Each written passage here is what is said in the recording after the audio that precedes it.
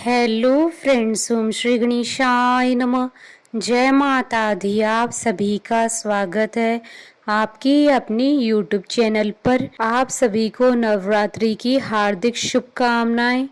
Friends, आज हम नवरात्रि के प्रथम दिन पर दुर्गा सप्तशती के प्रथम अध्याय को प्रस्तुत करने जा रहे हैं। फ्रेंड्स, वीडियो शुरू करने से पहले आपसे रिक्वेस्ट है, अगर आप हमारी चैनल पर नए हैं और आपने अभी तक चैनल को सब्सक्राइब नहीं किया है तो प्लीज़ सब्सक्राइब कीजिएगा चैनल को, साथ ही प्रेस कीजिएगा बेल आइकन को, जिससे नए वीडियो से रिलेटेड नोटिफिकेशन आपको तुरंत प्राप्त हो सके। और वीडियो पसंद आने पर वीडियो को लाइक और शेयर ज़रूर कीजिएगा ताकि सभी भक्तों को इस वीडियो का लाभ प्राप्त हो सके। और कमेंट बॉक्स में जय माता दी जरूर लिखिएगा। या देवी सर्वभूतेषु शक्तिरूपेण संस्थिता नमस्तस्यै नमस्तस्यै नमस्तस्यै नमो नमः। प्रथम अध्याय प्रारंभ। महर्षि ऋषि का राजा सूरत और समाधि को देवी की महिमा बताना। महर्षि मार्कंडेय बोले, सूर्य के पुत्र सावर्णी की उत्पत्ति की कथा विस्तार पूर्वक कहता हूँ, सुनो। सावर्णी माँ माया की कृपा से जिस प्रकार मनवंतर के स्वामी हुए उसका भी हाल सुनो। पहले स्वारोचिष नामक राज्य था। वहाँ सुरथ नाम के राजा राज्य करते थे। वह प्रजा को अपने पुत्र के समान मानते थे, तो भी कोला विध्वंसी राजा उनके शत्रु बन गए। दुष्टों को दंड देने वाले राजा सूरत की उनके साथ लड़ाई हुई। कोला विध्वंसियों की संख्या में कम होने पर भी राजा सूरत युद्ध में उनसे हार गए। तब वह अपने नगर में आ गए। केवल अपने देश का राज्य ही उनके पास रह गया और वह उसी देश के राजा होकर राज्य करने लगे। किंतु उनके शत्रुओं ने उन पर वहां आक्रमण किया। राजा को बलहीन देखकर उनके दुष्ट मंत्रियों ने राजा की सेना और खजाना अपने अधिकार में कर लिया। राजा सूरत अपने राज्य अधिकार को हार कर शिकार खेलने के बहाने घोड़े पर सवार होकर वहां से एक भयंकर वन की ओर चले गए। उस वन में उन्होंने महर्षि मेधा का आश्रम देखा। वहां मेधा महर्षि अपने शिष्यों और मुनियों से सुशोभित बैठे हुए थे और वहां कितने ही हिंसक जीव परम शांति भाव से रहते थे। राजा सूरत ने महर्षि मेधा को प्रणाम किया और महर्षि ने भी उनका उचित सत्कार किया। राजा सूरत महर्षि के आश्रम में कुछ समय तक ठहरे। अपने नगर की ममता के आकर्षण से राजा अपने मन में सोचने लगे, पूर्व काल में पूर्वजों ने जिस नगर का पालन किया था वह आज मेरे हाथ से निकल गया। मेरे दुष्ट एवं दुरात्मा मंत्री मेरे नगर की अब धर्म से रक्षा कर रहे होंगे या नहीं। मेरा प्रधान हाथी, जो कि सदा मद की वर्षा करने वाला और शूरवीर था, मेरे वैरियों के वश में होकर न जाने क्या दुख भोग रहा होगा। मेरे आज्ञाकारी नौकर, जो मेरी कृपा से धन और भोजन पाने से सदैव सुखी रहते थे और मेरे पीछे पीछे चलते थे, वह अब निश्चय ही दुष्ट राजाओं का अनुसरण करते होंगे तथा मेरे दुष्ट एवं दुरात्मा मंत्रियों द्वारा व्यर्थ ही धन को व्यय करने से संचित किया हुआ मेरा खजाना एक दिन अवश्य खाली हो जाएगा। इस प्रकार की बहुत सी बातें सोचता हुआ राजा निरंतर दुखी रहने लगा। एक दिन राजा सूरत ने महर्षि मेधा के आश्रम के निकट एक वैश्य को देखा। राजा ने उससे पूछा, भाई तुम कौन हो? यहाँ तुम्हारे आने का क्या कारण है और तुम मुझे शोकाग्रस्त अनमने से दिखाई देते हो, इसका क्या कारण है? राजा के यह नम्र वचन सुन वैश्य ने महाराज सूरत को प्रणाम करके कहा। वैश्य बोला, राजन, मेरा नाम समाधि है। मैं धनियों के कुल में उत्पन्न एक वैश्य हूँ। मेरे दुष्ट स्त्री और पुत्र आदियों ने लोभ से मेरा धन छीन लिया और मुझे घर से निकाल दिया। इस तरह से दुखी होकर इस वन में चला आया हूँ और यहाँ रहता हुआ मैं इस बात को भी नहीं जानता कि अब घर में इस समय सब कुशल है या नहीं। यहाँ मैं अपने परिवार का आचरण संबंधी कोई समाचार भी नहीं पा सकता कि वह घर में इस समय कुशल पूर्वक हैं या नहीं। मैं अपने पुत्रों के संबंध में यह भी नहीं जानता कि वह सदाचारी हैं या दुराचार में फंसे हुए हैं। राजा बोले, जिस धन की लोभी स्त्री पुत्रों ने तुम्हें घर से निकाल दिया है, फिर भी तुम्हारा चित्त उनसे क्यों प्रेम करता है। वैश्य ने कहा, मेरे विषय में आपका ऐसा कहना ठीक है, किंतु मेरा मन इतना कठोर नहीं। यद्यपि उन्होंने धन के लोभ में पड़कर पितृ स्नेह को त्याग कर मुझे घर से निकाल दिया है, तो भी मेरे मन में उनके लिए कठोरता नहीं आती। हे महामते, मेरा मन फिर भी उनमें क्यों फंस रहा है, इस बात को जानता हुआ भी मैं नहीं जान रहा। मेरा चित्त उनके लिए दुखी है। मैं उनके लिए लंबी लंबी सांसें ले रहा हूँ।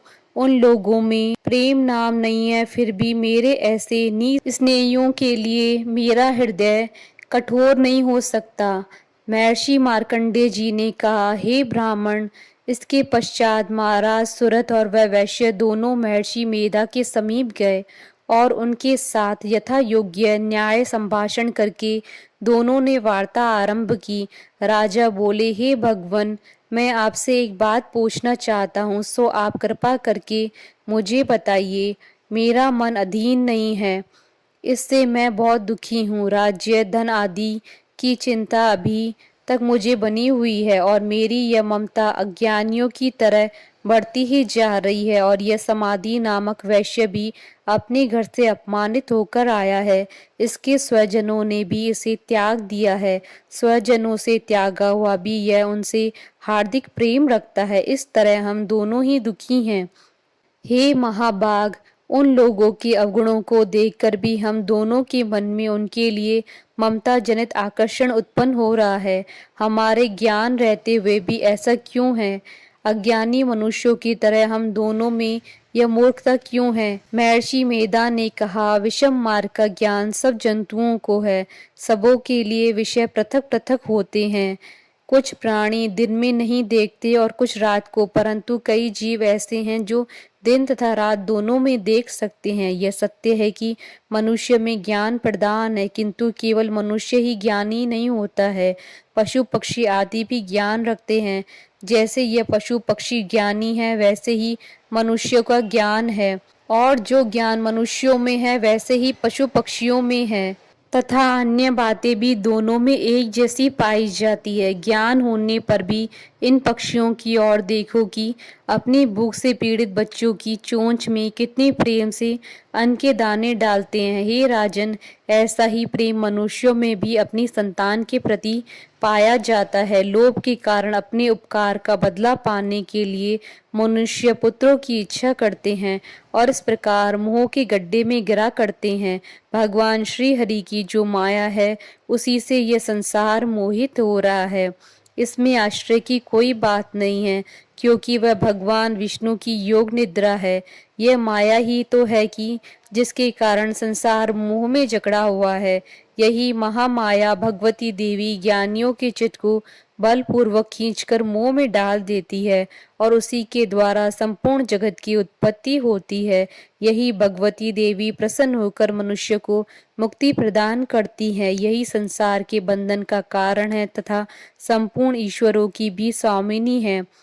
महाराज सुरत ने पूछा, भगवन, वह देवी कौन सी है जिसको आप महामाया कहते हैं। हे ब्राह्मण, वह कैसे उत्पन्न हुई और उसका कार्य क्या है।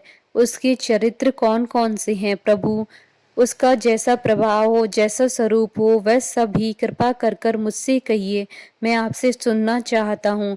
महर्षि मेधा बोले, राजन, वह देवी तो नित्य स्वरूपा है। उसके द्वारा ये संसार रचा गया है, तब भी उसकी उत्पत्ति अनेक प्रकार से होती है। वह सब आप मुझसे सुनो। वह देवताओं का कार्य सिद्ध करने के लिए प्रकट होती हैं।